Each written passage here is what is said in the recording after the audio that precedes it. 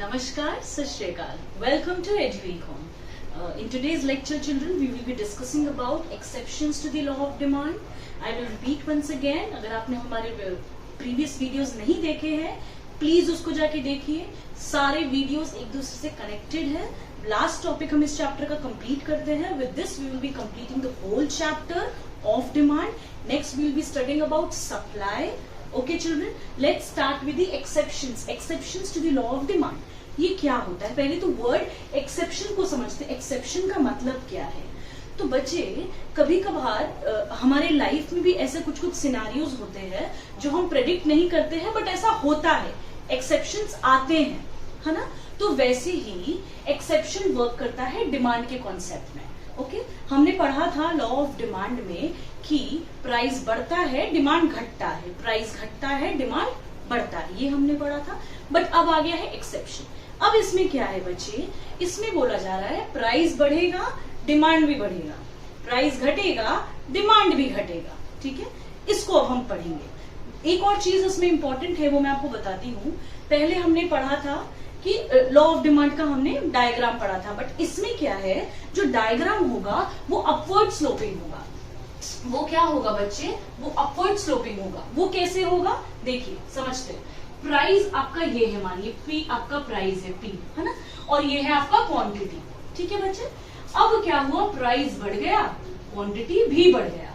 ये हो गया P1, क्वांटिटी हो गया Q1. अब प्राइस घट गया, क्वांटिटी भी घट गया, P0, और क्वांटिटी भी क्या हो गया? Q0. ठीक है, तो क्या देख रहे हैं आप? ये हो गया है अपवर्ड स्लोपिंग. प्राइस के घटने से क्वांटिटी घट गया, प्राइस के घटने से क्वांटिटी घट गया, प्राइस के बढ़ने से क्वांटिटी बढ़ गया. तो ये हम अभी पूरे इसके डिटेल में समझेंगे. पहला पॉइंट है बच्चे, इस ये पॉइंट्स में सेग्रीगेटेड है. फर्स्ट पॉइंट पे हम आते हैं गिफिन गुड्स. गिफिन गुड्स क्या है बच्चे? गिफिन गुड्स कौन दिया है, पहले ये समझते. सर रॉबर्ट गिफिन ने दिया है. सर रॉबर्ट गिफिन ने अपने ऑब्जर्वेशन से ये दिया है. तो क्या ऑब्जर्वेशन था इनका? वंस अपॉन अ टाइम क्या हुआ, इन्होंने कुछ कंस्ट्रक्शन के टाइम पे कुछ वर्कर्स को देखा कि वो लोग ब्रेड कंज्यूम कर रहे हैं. ओके, ब्रेड का प्राइस बहुत बढ़ गया है, फिर भी वो लोग का कंजम्पशन जो है वो भी बढ़ रहा है, वो कम नहीं हुआ. तो वो ये सोच में पड़े कि वो ऐसा क्यों हो रहा है कि प्राइस बढ़ रहा है, फिर भी उनका डिमांड घट नहीं रहा है, बढ़ रहा है. तो वो कैसे? तो फिर वो मार्केट एनालिसिस करने लगे. मार्केट एनालिसिस में पता चला कि इन्फ्लेशन हो रहा है, सिर्फ और सिर्फ ब्रेड का प्राइस नहीं बढ़ रहा है, हर चीज का प्राइस बढ़ रहा है. ठीक है, तो क्या हुआ बच्चे, जब सभी चीज महंगा है तो जो चीज महंगा है बट जो हम अफोर्ड कर सकते हैं वो हम लेंगे. तो मान लीजिए ब्रेड का प्राइस हो गया 20 रुपीज. ठीक है, 20 रुपीज महंगा हो गया. पहले 10 रुपए था, अब वो हो गया 20 रुपए. ठीक है, उसका प्राइस. तो हम क्या किए, हम अभी भी परचेज कर रहे हैं. और सिमिलरली अगर हम एक और प्रोडक्ट ले लें, मान लीजिए हम मीट का एक एग्जांपल लेते हैं. तो पहले उसका था 50 रुपए प्राइस, मगर अब क्या हो गया? वो हो गया है 100 रुपए, 100 रुपीज उसका प्राइस हो गया. तो हम ब्रेड तो परचेज कर सकते हैं, बट हम मीट परचेज नहीं कर सकते हैं. ठीक है, हम मीट परचेज नहीं कर सकते हैं. तो क्या है, मेरा प्राइस बढ़ रहा है, फिर भी मेरा क्वांटिटी डिमांड पे कोई इफेक्ट नहीं पड़ रहा है, वो भी बढ़ रहा है. ठीक है, अब अगर मानिए प्राइस मेरा कम है, ठीक है, यही सेम एग्जांपल को अगर हम ले, प्राइस मेरा 10 रुपए हो गया, है ना, तो क्वांटिटी डिमांड, प्राइस 10 रुपए हुआ ब्रेड का, तो क्योंकि अब क्या हुआ, डिफ्लेशन स्टार्ट हो गया. पहले इन्फ्लेशन हो रहा था, अब क्या हो गया है, सब चीज का प्राइस सस्ता है. सब चीज का प्राइस क्या है? सस्ता है. सभी का प्राइस नॉर्मल है. तो क्या है, अब हम जो ब्रेड में 10 रुपए ही खर्च कर रहे हैं, पहले जिसमें हम 20 रुपए खर्च कर रहे थे, अब हम उसमें सिर्फ 10 रुपए ही ब्रेड में खर्च कर रहे हैं. तो even I have the thought कि मेरा भी तो मन है ना कि हम सुपीरियर गुड्स भी परचेज करें. तो अब हम मीट भी परचेज करने लगे क्योंकि इसका भी दाम घट गया है. तो इससे समझते हैं, एक बार इससे भी समझ लेते हैं. प्राइस जो हमारा ब्रेड का है और प्राइस जो हमारा मीट का है, मानिए दोनों ही घट गया. ठीक है, दोनों क्या हुआ? दोनों ही घट गया. तो मेरा डिमांड क्या है बच्चे? डिमांड ऑफ ब्रेड मेरा घट गया और मीट का डिमांड मेरा बढ़ गया. ऑल्टरनेटिवली अगर हम आए, प्राइस ऑफ ब्रेड और प्राइस ऑफ मीट बढ़ गया क्योंकि इन्फ्लेशन हुआ है मार्केट में, हर सामान महंगा हो रहा है, तो डिमांड फॉर ब्रेड भी बढ़ गया क्योंकि हर चीज महंगा है। तो हम तो जो महंगा है बट हम जो अफोर्ड कर पाए वो हम लेंगे, तो ब्रेड हम परचेज करेंगे और हमारा मीट का जो कंजम्पशन है, जो डिमांड है, वो घट जाएगा।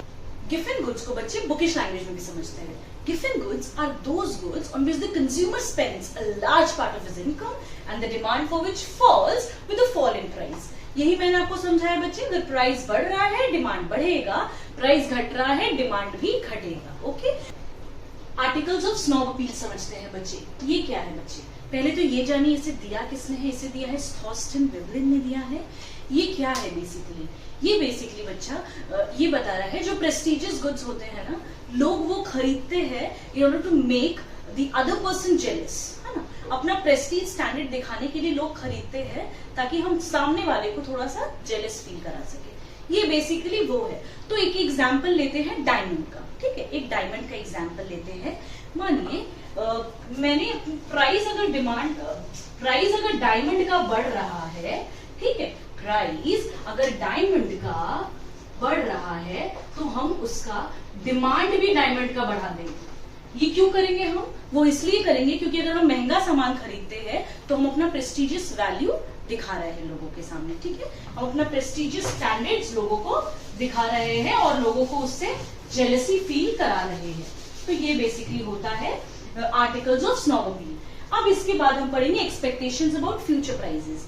ये एक ऐसा पॉइंट है बच्चे जिसमें अगर आज प्राइस ज्यादा है और फ्यूचर में प्राइस बढ़ने का चांसेस है तो लोग क्या करेंगे, आज के दिन ही ज्यादा प्राइस में परचेज कर लेंगे, ठीक है। प्राइस ज्यादा है सामान का फिर भी लोग परचेज कर ले रहे हैं ताकि उनको फ्यूचर में और ज्यादा प्राइस में उसको परचेज ना करना पड़े। और सिमिलरली ऑल्टरनेटिवली अगर हम जाएं, अगर आज प्राइस कम है और कंज्यूमर के एनालिसिस के हिसाब से या ऐसा प्रेडिक्शन के हिसाब से कि फ्यूचर में प्राइस और घटेगा तो लोग आज परचेज नहीं करेंगे। आज परचेज नहीं करेंगे ये थॉट प्रोसेस से कि कल जब प्राइस घटेगा हम तभी परचेज करेंगे। तो हम पढ़ते हैं इमरजेंसीज के बारे में बच्चे। इमरजेंसीज क्या होता है? इसमें बच्चे जो कंज्यूमर है ये बहुत एबनॉर्मली बिहेव करता है।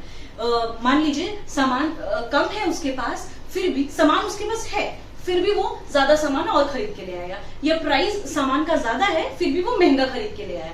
Let's suppose take an example of COVID. COVID में क्या था? लॉकडाउन था। लॉकडाउन के टाइम पे क्या था? लोग ज्यादा से ज्यादा राशन अपने घर पे रख रहे थे ये सोच करके कि क्या पता लॉकडाउन और लंबा चले, तो राशन महंगा था तो भी वो परचेज कर रहे थे, है ना। तो ये डिपेंड करता है सिचुएशन पे, कैसा सिचुएशन है और कंज्यूमर जो है, कस्टमर जो है वो कैसे रिएक्ट कर रहा है उस सिचुएशन में। ओके, नेक्स्ट पॉइंट पे हम आते हैं quality price relationship. Quality price relationship बच्चे ये बताता है कि मानिए कुछ कुछ ऐसे भी प्रोडक्ट्स होते हैं जो हम खरीदते हैं ये सोच करके कि क्योंकि ये महंगा है तो हम जो खरीद रहे हैं वो अच्छा है, ठीक है। तो क्या होता है, कभी कभार हम सस्ते चीज को भी महंगा दाम में खरीद के ले आते हैं। तो क्वालिटी प्राइस रिलेशनशिप भी यही बता रहा है। Let's take an example. आप एक शर्ट है, जैसे मैं मानिए ये शर्ट ये मैं चाहती तो एक शॉप से ले सकती थी जिसका प्राइस था 500 शॉप में, बट मैंने वहां से नहीं लिया। मैं गई मॉल और वहां पे जाकर के मैंने 1000 रुपीज में एक शर्ट परचेज किया ये सोच करके कि क्योंकि वो सस्ता है तो वो मुझे अच्छा क्वालिटी नहीं दे रहा है। अब मैं जो महंगा ले रही हूँ वो क्या है, वो मुझे अच्छा क्वालिटी प्रोवाइड कर रहा है। तो ये मेरा मिथ है, ये मेरा थॉट प्रोसेस है। अब वैरी करता है कि फैब्रिक क्या है ना। नेक्स्ट आते हैं चेंज इन फैशन।